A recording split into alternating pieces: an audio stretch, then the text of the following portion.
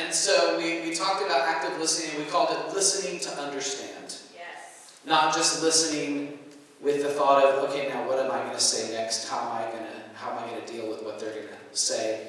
But I'm going to listen to actually what they're saying. So that's just to kind of catch you, some of you guys who weren't here last week, up on what we talked about.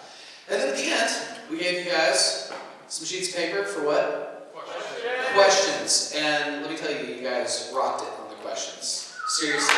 You can tell a lot about people by the questions they ask. A lot more than by the statements that they make.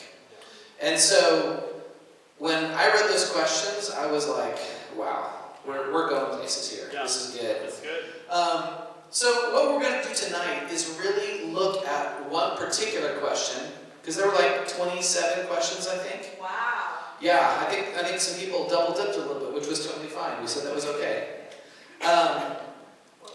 But there were about 10 of those 27 questions that were almost the same. It was very, very similar. So you guys were all kind of, several of you at least, were kind of thinking on the same realm. And this was the question that came up. What if I tried to resolve a problem, but it didn't work? That's good. It's a great question. So good. And we're going to go through this kind of step by step. And I think it's even going to answer some of those other questions that came up that weren't even specifically about this. But yeah. Even if you didn't have this particular question, you still will glean a lot, because it's just, it's like the practical steps of what to do in a situation that we're all in. So, but I just want to pray. I know Nikki prayed already, but I want to pray some specific things about tonight. Yeah. So, Father, I thank you that you are over all, and we invite you right now to come and be king over our minds and over our souls and over our spirits. Thank you, Jesus. I just, I bind every twisted, perverted word, Lord, that there would be no misunderstood thoughts, no misunderstood words, and no misinterpreted things right now. In Jesus' name, I thank you that you are the way, you are the truth, and you are the life. And so I invite your life into this room. I invite your truth into this room, and I say, make a way for us. In places that we don't think there's a way, come and be the way, Jesus. That's who you are. So we just bring ourselves to you in this place. And we open up our hearts to you, and we're okay to be vulnerable with you because you're safe. You're a trustworthy God. And I thank you that you will communicate everything you want to communicate tonight, and you will keep all miscommunications out in Jesus' name. Amen. Amen. So as we go through this, I think most of you guys are on the same page, but can we do any of this relationship stuff apart from Jesus? No. Can we do it well apart from Jesus? No. We cannot do this apart from Jesus. So we're operating under that baseline of everything we do here is going to be with Jesus. But then I don't want to assume that, right? I don't want to assume that. We have to be conscious about that. So anyway, can you do that next slide? Just arrow, yeah. So the scenarios where this question might come up. So I was kind of trying to think through if it was one of you guys that was asking a question, not super specific, like I wonder who they have a problem with. Not going there, but what might be happening in this current situation. And so one of the things I tried to work it out, but it just didn't work. It just wasn't working. Probably either you haven't been doing your part, and that's really what we're going to get into, is what is your part? What is your part of the process in conflict resolution? And we talked a little bit about it, we're going to go a little deeper. Or maybe they haven't done their part. And that is a thing. They haven't done their part, and we're going going to talk about what happens when they don't do their part, when they really don't do their part. And then, well, we both did our parts. Neither person's actually in sin. We really both did our best to work it out, but we're dealing with a situation where it just didn't turn out how you wanted it to. You may be thinking, man, it didn't work. Right. Everything was supposed to work out, and then I got my way. or it turned out in a way that made me happy, and it may not turn out where everybody gets their way and everybody's happy. Sometimes that happens, but did you still go through all the steps? Did you still do your part? That's the goal. That's your hope for bringing... That's your every effort. Remember the Right. verse? We should have put that thing up here. Ephesians 4. Make every effort to be at peace with each other as much as that you're able to. That's my That's version your of it. version. The Kim Church version, the KCV. KCV. Can you jump to the next slide? So, that's okay. We're actually, yeah, I think you're actually, am I talking here? I'm talking here, so. So let's start by talking about what does it mean to do your part, okay? When you say, I tried, go ahead and jump. I might need to do it. So maybe your trying was, well, I texted him about this issue and they never even texted me back. So I tried and it didn't work. Is that making every effort? No. No, that's not making every effort. You have no clue. Okay, I'm gonna just make a huge blanket statement right here. Massive blanket statement. Never, ever, ever try to resolve your conflict through a text. Yeah. Can I say it again? Never, ever try to resolve any problem and any conflict through a text. Yeah, that's so good. There's so many reasons why. It's a terrible idea. It's the worst idea in the world. Okay? Have I done it? Absolutely. It's a terrible idea. Why do you think I'm being so emphatic about it? It's a terrible idea. Or email. Yeah. Anything like that. Here is how you deal with conflict. Face to face.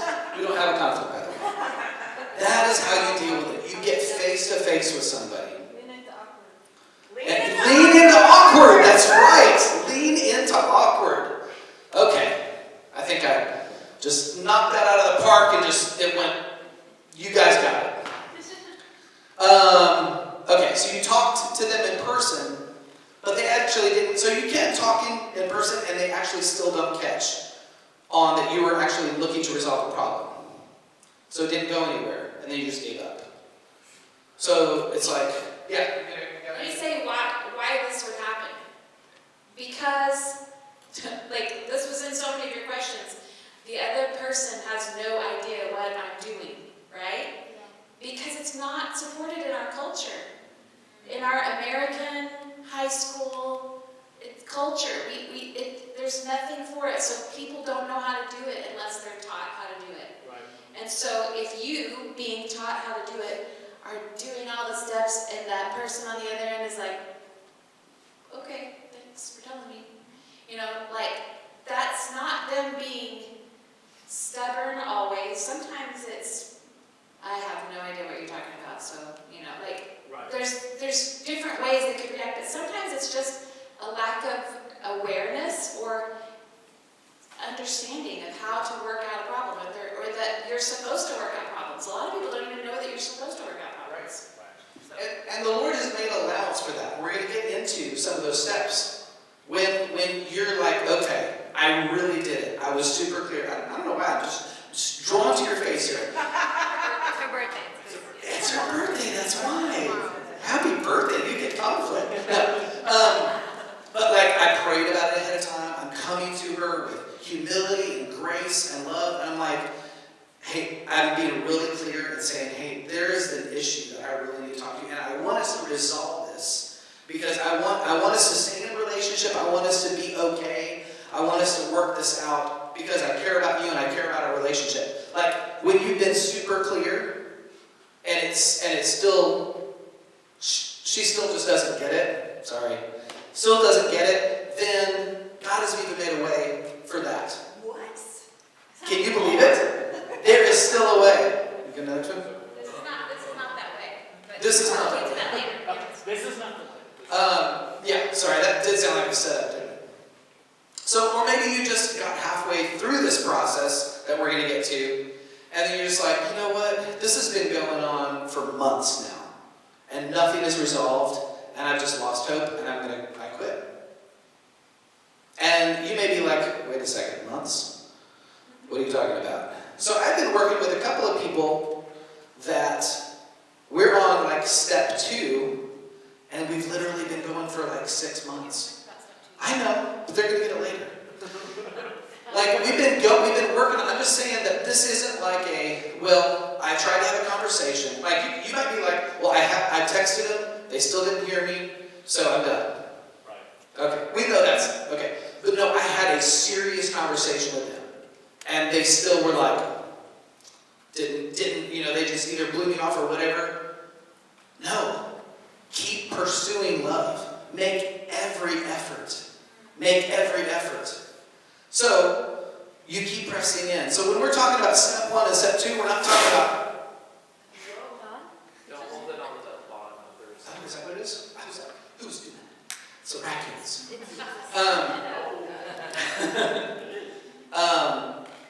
That's not conversation 1, conversation 2, and conversation number 3. That's not what we're talking about. We're talking about there is a process here, there's a process here, there's a process here. Am I still going? You go. Okay. I'm talking to them. All right, so the last scenario that might have happened is that you get halfway through the process, but you lose hope because you're like, this is just taking too long. Or this isn't going very smoothly, it's really okay. You just kind of give up, lose hope. So, what am I talking about? What process? So, because it says here you go halfway through the process, but you lose hope or lost hope. So, this is the process. Who would like to read Matthew 18, 15 through 17?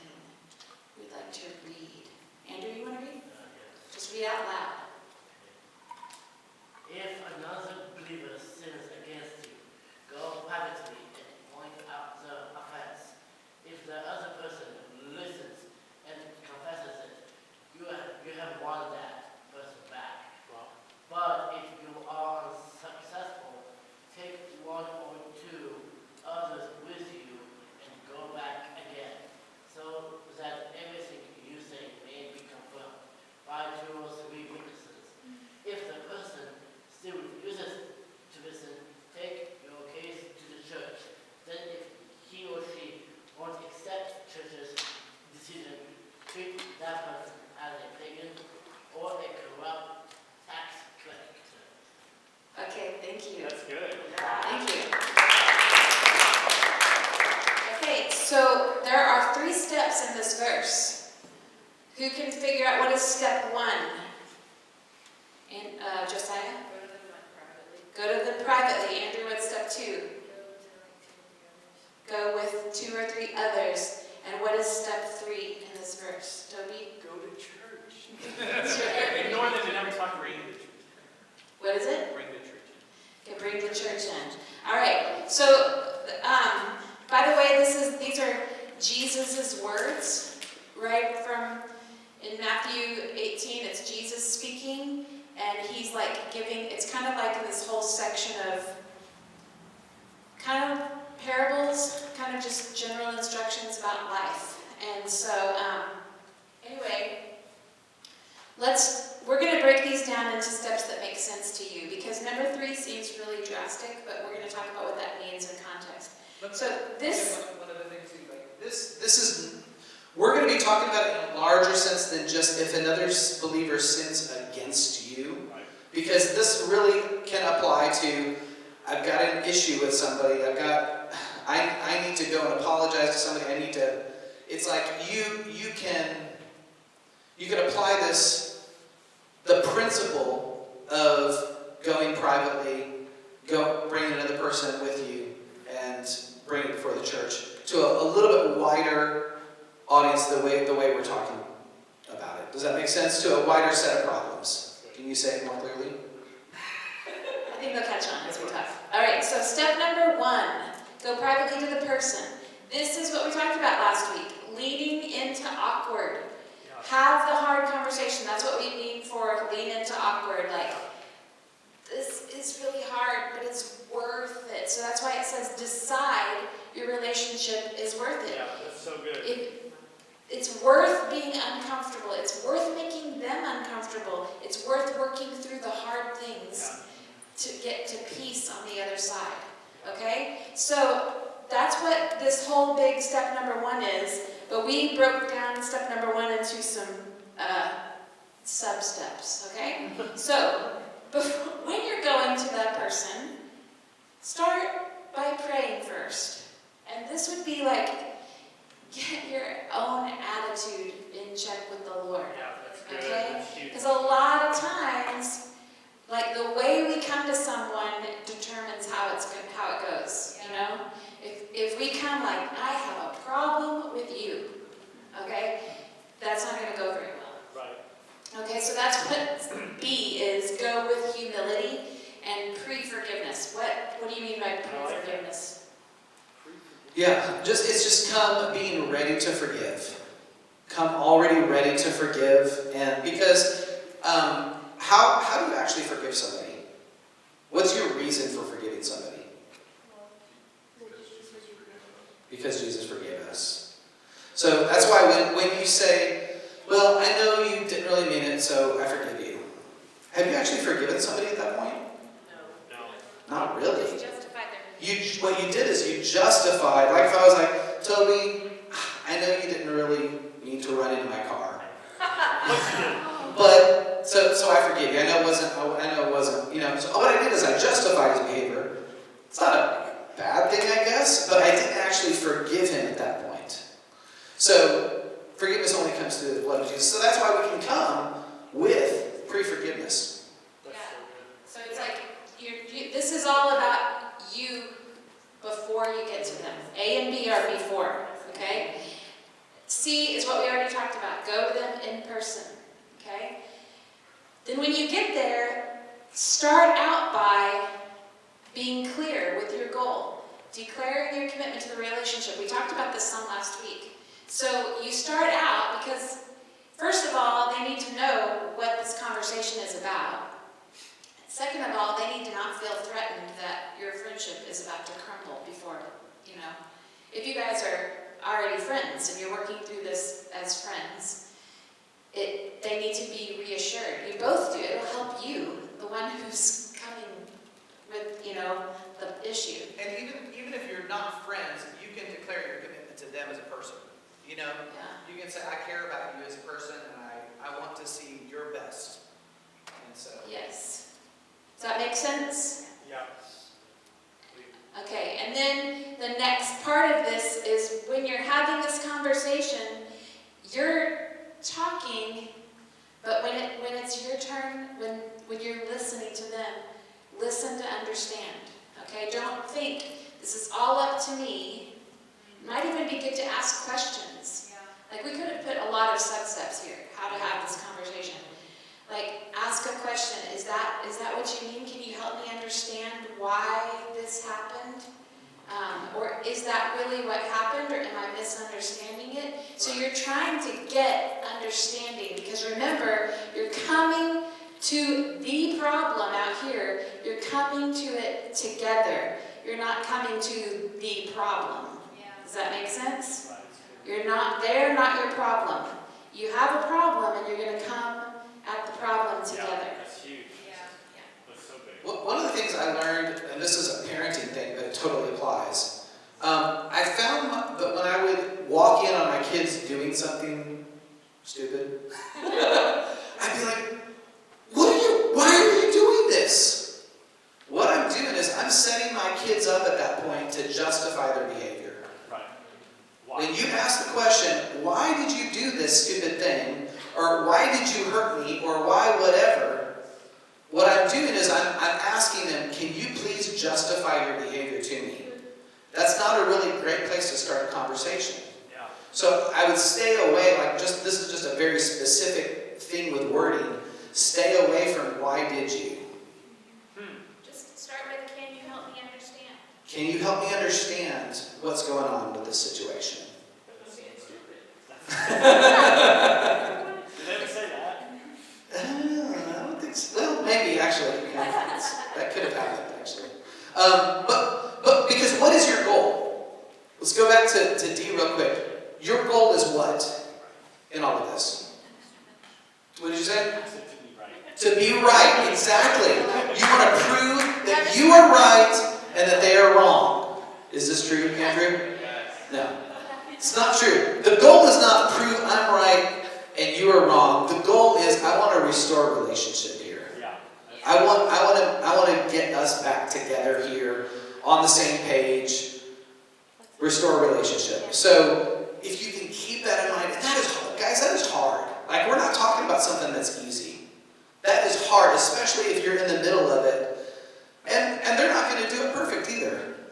You're going to have a ton of people that are going to do it terrible. They're going to be awful at relationships. Right. But it's, Jesus even talks about, it's easy to be nice to your brother. Right. But what are you going to do with the pagans? What are you going to do with the heathen? Right. How are you going to respond when they treat you poorly? Yeah. That's the real test. It's not how do I act if Molly talks bad about me. It's how do I act if this person out on the street who is a pagan, who is mean and vicious, and guys, I'll be honest, I don't know how. I've never had that happen to me. Right. Yeah. But you Yeah. have had people cut you off in traffic. So moving on,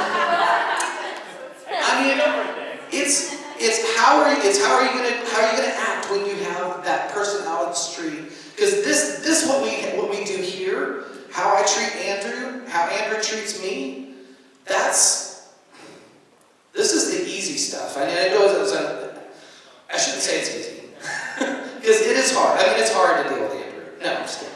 It's hard to do relationships well. But guys, this is the starting point for us. And when we do it following the steps that God has given us, when we do it with Jesus, guys, it is possible. Yeah. That's It good. is possible. That's good. So is that encouraging or discouraging? Is it? How many think it's discouraging? Be honest. I want you to be honest. Okay, awesome. I'm a little discouraged. No, I'm just kidding. I'm encouraged. Okay, step 2 from the verse. What is step 2 from the verse? Does anybody remember without going back to it? 2 or 3 people. Okay, 2 or 3. So down here, get help. That's what that means. When you have tried and you've gone through the big process of step 1, which that doesn't mean it's only one conversation. Sometimes it does, but sometimes it means it's 2 or 3 conversations, depending on the scenario. Okay, does that make sense? Yeah. Like you've actually had more than one conversation about it, still can't get it worked out. Sometimes it's a big issue, and you go to that person, and they are not having it. Nope, not interested. I don't care what you have to say. And it's a big enough deal that one conversation, it's time to get help. Okay? This is the thing. I'm like thinking about this in all the scenarios of the questions that you guys wrote. And then I think about it in all of the grown-up scenarios that I know about. Why do we try to do this without help? Yeah. This is what the Lord created community for. And, but especially guys at your age, when you're doing all of this and trying to get it right, that's what your parents are for. Get help from your parents. If they are people that value relationship, you've got Wesley, you've got Nikki, you've got Aaron, you've got Seth. Get help, okay? So go to, this is what verse 16, but if you are unsuccessful, take one or two others with you and go back again. Okay, so, but I'm going to say to you, it's not just anybody. So, like, if Jade is upset with Molly, then Jade isn't going to get Jesse, who is also kind of upset with Molly, and say, well, I'm coming with another person. She happens to be on my side, and we're confronting you about this problem. That is not helpful, okay? No, it's true. So, that's why I'm saying a person, a trust, an authority from a trusted leader in your life. And someone who's neutral. Yeah. Yeah, That's like very good. yes, neutral. Or someone who has both of your best interest in mind, Right. which would be any of those four people behind you, okay? Yeah, for sure. And over here it says, so that everything that you say may be confirmed by 2 or 3 witnesses. Now, Jesus may have been talking about, hey, we need proof, we need evidence. That may have been part of what he was saying, but I feel like part of it is he's saying there's not a lot of clarity. I mean, I know how, and you guys know too, how caught up in your own mind you can get. Right. Yeah. You get caught up in that swirl of, oh, I'm so angry, I'm so upset with this person did this to me, this person said this about me, this person whatever, this person didn't invite me to the party, this person whatever. You get caught up in that swirl, right? And you can't even piece 2 thoughts together very clearly. Right. Okay, and now I come to Jesse and I'm like, hey Jesse, and I'm trying, but I'm like, God, I'm really upset with you, and da-da-da-da. And now I don't even know what I said. I have no clue what I just said because I was so caught up in my emotion. Right. Right? Yeah. He doesn't know what he said either back to me because he's all caught up in his emotion. So that's why you need the neutral parties, because otherwise you bring someone that is, yeah, that's right. He was mean to me. That's right. That's right. You know? Yeah, fight. Yeah, now we're just all caught up in the emotion. No one even knows what happened in this conversation.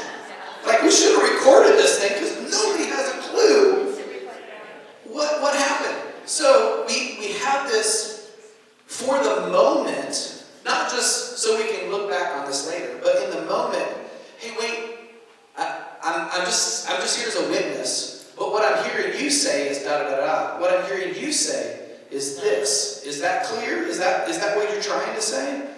And it can take the emotion level down a little bit so you can actually have a real conversation. So is it like having like an accountability partner on both sides? Yeah, it's like having a third party is like making it safe ground, you know? And it can So, help you the filter mediator. what you say. What? It can help you filter what you say even. Like Yeah. with somebody else. And sometimes you can have a lot that you like want to vent about, but someone else is there. It's like, okay, well, here's what I need to say. Yes, very good. Here's what I need to say, that's true. Very, very true. That's good. So we don't have this in our notes, but I'm thinking about this. Like, what if you're the person on the other side of this conversation, the Right. other side of step 1? What if somebody is coming to you Right. about something? We don't have any notes about this, but what do you do? What is that? Instead of somebody approaches you with a problem, is that what? Yes. So you're on the receiving end of step number 1, and you have a choice. What could be your choice, Jesse? Making every effort. Make every effort with them, okay? So what would that be? Seth Church, you should have some good answers. We've gone over this all your life. Listen to understand. Listen to understand. Very good.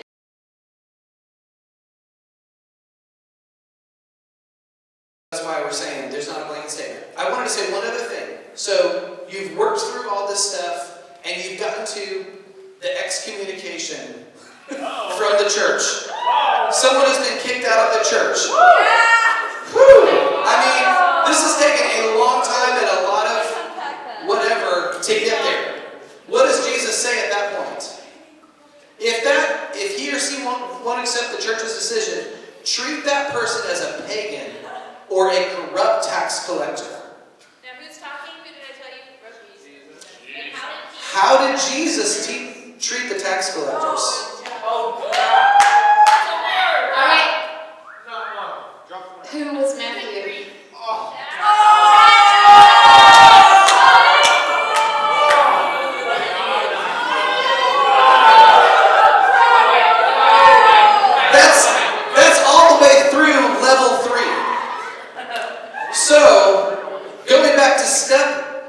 pre-step number one, well, I sent a text, and they didn't help.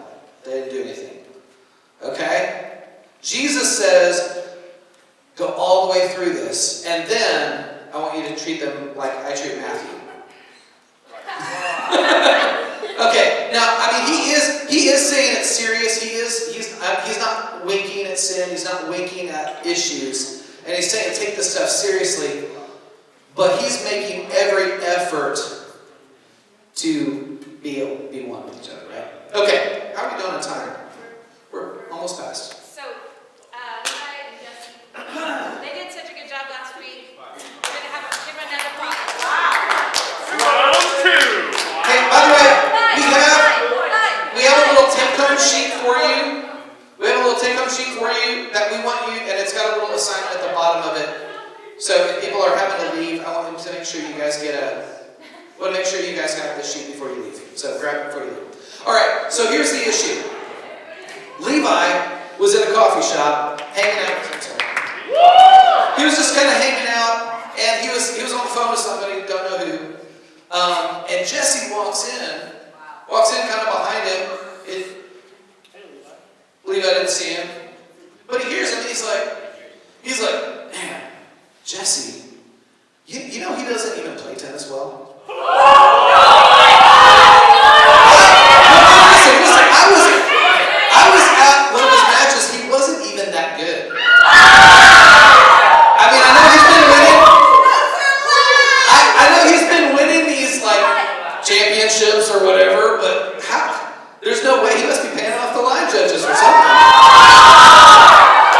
Okay, so Jesse's so livid. He's so mad. He doesn't. He has to walk out. He has to walk out because he needs to go pray about it. So he goes and he prays about it, and he gets to a place of humility and pre-forgiveness, and he's ready to come and talk to him in person. So he comes. Sorry about that. He comes and talks to him in person. He's really clear about his goal. He's declaring his commitment to the relationship. And he lets him know, hey, man, I heard you on the phone the other day. You're talking to this guy. I don't know who you're talking to, but you told me I wasn't any good. You called me a cheater. I mean, that was hurtful. And anyway, I kind of wanted to find out what was going on. And so Levi's just like, dude, man, can you take a joke? Whatever. Man, it's not a big deal. It's not a big deal. Whatever. I mean, whatever. And so he doesn't listen. So Jesse wasn't really even able to get to the act of listening, unfortunately. And so Levi keeps going on with this kind of behavior, And so Wesley, he goes to Wesley. He gets Wesley on the phone. Oh, sorry. Were you need to talk to somebody? Oh, no.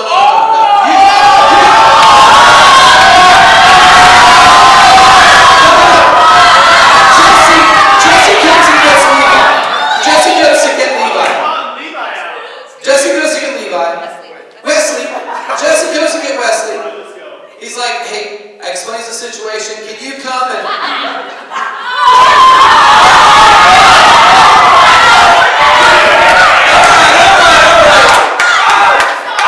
Wesley also comes in humility and prayerfully. I'm sorry.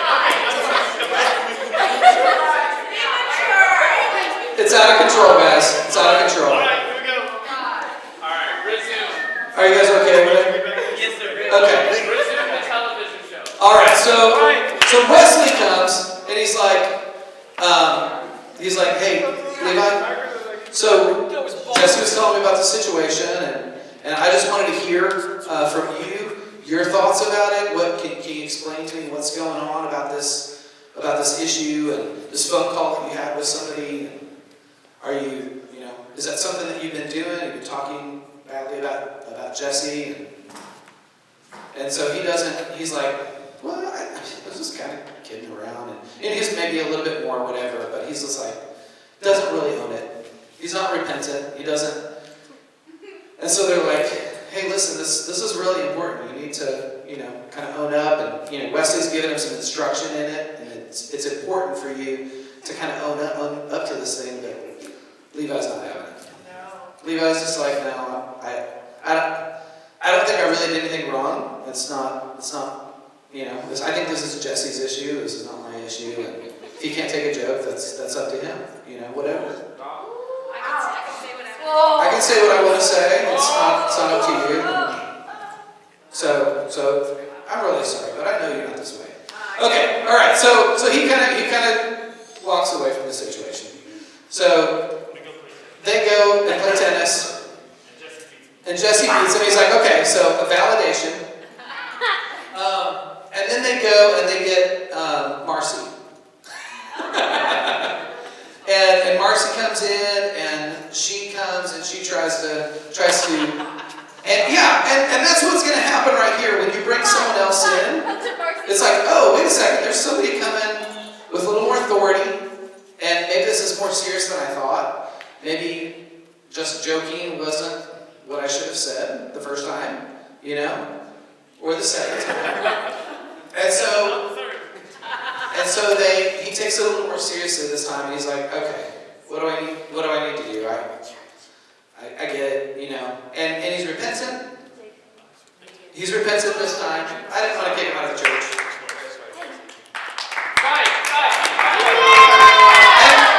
And so, with this, thank you guys for seeing. With this, there's going to be obviously some steps of restoration after this, aren't there? And we didn't go into all of that, but there's restoration that has to take place once you even get to that place of repentance. And actually that's some of the things we'll talk about of how to actually say I'm sorry, how to actually apologize for something, and how to actually forgive somebody. Because we do that wrong a lot. Did you know we do that wrong a lot? Yeah, it's true. Okay, guys, it's time. So sorry. We ran over a little bit.